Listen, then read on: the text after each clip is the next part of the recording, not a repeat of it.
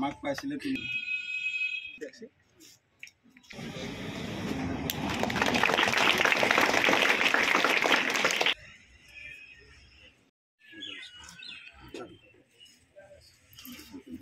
High school শিক্ষান্ত পৰীক্ষাৰ ভাল ফলাফল মানে ভবাতকৈ বহুত ভাল ফলাফলটা আমি লাভ কৰিছোঁ। আজি এই শুভক্ষণত উপস্থিত আমাৰ মোৰ দাদাই হয়, ওচৰৰে হয়, আমাৰ অসম যুৱ ছাত্ৰ পৰিষদৰ উপসভাপতি শিৱদা, আমাৰ সঞ্চালক মহোদয়, অধ্যক্ষ মহোদয় আৰু আমাৰ প্ৰদীপ দা আৰু সহকৰ্মী শিক্ষাগুৰুসকল আৰু অভিভাৱক আৰু মোৰ মৰমৰ ছাত্ৰ ছাত্ৰীসকল। মই আজি আমাৰ 17জন পৰীক্ষাৰ্থীয়ে আমাৰ আজি হাইস্কুল শিক্ষান্ত পৰীক্ষাত অৱতীৰ্ণ হৈছিলে। তাৰে আমাৰ 4জনে আমি ফলাফলটো বেয়া পাইছোঁ মানে 10ত সোমাইছিলেহি আহি পেলাই। এই যিকেইজনে বেয়া কৰিছিলে সেইকেইজনে আমি 10ত কৈছিলে, বেলেগ স্কুলৰ পৰা আহিছিলে, আমি ৰেজিষ্ট্ৰেশ্যন ট্ৰেন্সফাৰ। আজি ঘোষিত হোৱা হাইস্কুল শিক্ষান্ত পৰীক্ষাত যোৰহাটৰ শৈক্ষিক প্ৰতিষ্ঠান আচলতে ব্ৰিলিয়াঞ্চ একাডেমীৰ ছাত্ৰ ছাত্ৰীসকলে এই একাডেমীখনলৈ যি সুখ্যাতি কঢ়িয়াই আনিলে তাৰ কাৰণে আমি অসম জাতীয়তাবাদী যুৱ ছাত্ৰ পৰিষদে ছাত্ৰ ছাত্ৰীসকলক শুভেচ্ছা জ্ঞাপন কৰিছোঁ।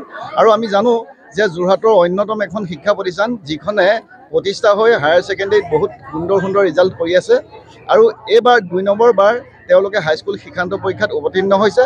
আচলতে যিটো তেওঁলোকৰ বেষ্ট সৰুৰ পৰা আহিব লাগে তেনেধৰণে নহয়, বিভিন্ন বিদ্যালয়ৰ পৰা আহি ইয়াত 9ৰ পৰা তেওঁলোকে শিক্ষা গ্ৰহণ কৰিছে।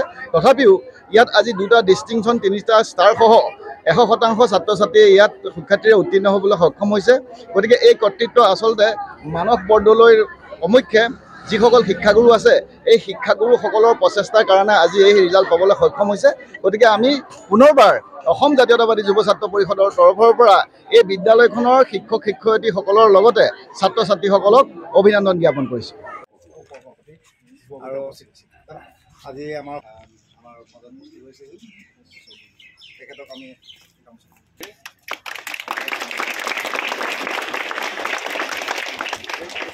পৰীক্ষা যিমান হৈছে ইয়াৰ পিছত আকৌ আমাৰ মহাবিদ্যালয়তে আকৌ তেওঁলোকে অধ্যয়ন কৰি পেলাই আমাৰ উচ্চতৰ মাধ্যমিক যিটো শিক্ষা আছে তাত এটা সম্পূৰ্ণ এটা যথেষ্ট ভাল আশা কৰাতকৈ বহুত ভাল ৰিজাল্ট আমি যাতে তেওঁলোকে দেখুৱাব পাৰে, তেওঁলোকৰ উন্নতি কামনা কৰিছোঁ। ভাল লাগিছে। মই যিহেতু আজি ডিষ্টিংশ্যন লৈ পেলাই 88% আৰু গোটেইকেইটাত লেটাৰ আছে লৈ পেলাই আমি ব্ৰিলিয়েঞ্চ একাডেমীৰ পৰা মই পাছ হৈ গৈছোঁ। বহুত ভাল লাগিছে। বাৰ কথা ক'বলৈ গ'লে আৰু আমাৰ বাও তেনেকৈ ধুনীয়াকৈ পাছ হৈ গৈছিলে। চবে মোৰ পৰা এনেকৈ আশা কৰিছিলে, খালি মই ভবা নাছিলোঁ যে ময়ো এনেকৈ ষ্টেণ্ড হৈ যাম, তেনেকুৱা মই একদম লৈয়ে যোৱা নাছিলোঁ। কাৰণ যে বায়ে হ'ব বুলি ময়ো হ'ব লাগিব মই সেইটো নাভাবোঁ। মানে মই নিজৰ বেষ্ট দিলোঁ, মই ডিষ্টিংশ্যন লৈছোঁ, 6টা লেটাৰ পাইছোঁ, মোৰ বহুত ভাল লাগিছে সেইটোতে আৰু। মই মেডিকেলৰ লাইনত এনেকৈ ছায়েন্সৰ ষ্ট্ৰীম লৈ পেলাই মেডিকেল লাইনত যাম আৰু মই গম নাপাওঁ। মই শুই আছিলোঁ 10টালৈকে মই শুয়ে আছোঁ। তাৰপিছত আমাৰ মেমে মোক ফোন কৰি উঠাইছে যে উঠা স্কুললৈ অহা বোলে ৰিজাল্টৰ পৰা বহুত ভাল লাগিছে। তাৰপিছত আমাৰ বায়ে মোক কলেজত আছে, বাও কলেজত আছে, বায়ে মোক কৈছে যে তোৰ এইবোৰ হৈছে বোলে, তই উঠাক বোলে, তই নুঠ নেকি। তাৰপিছত ময়ো ৰিজাল্ট চেক কৰিছোঁ আৰু সেয়াই। নাগাওঁৱে ক'বলৈ গ'লে, হ'লেও মোৰ এটা মনত আছে আৰু গাইছোঁ। হ'লেও মোৰ লগৰকেইজনীকো মাতিব বিচাৰিছোঁ।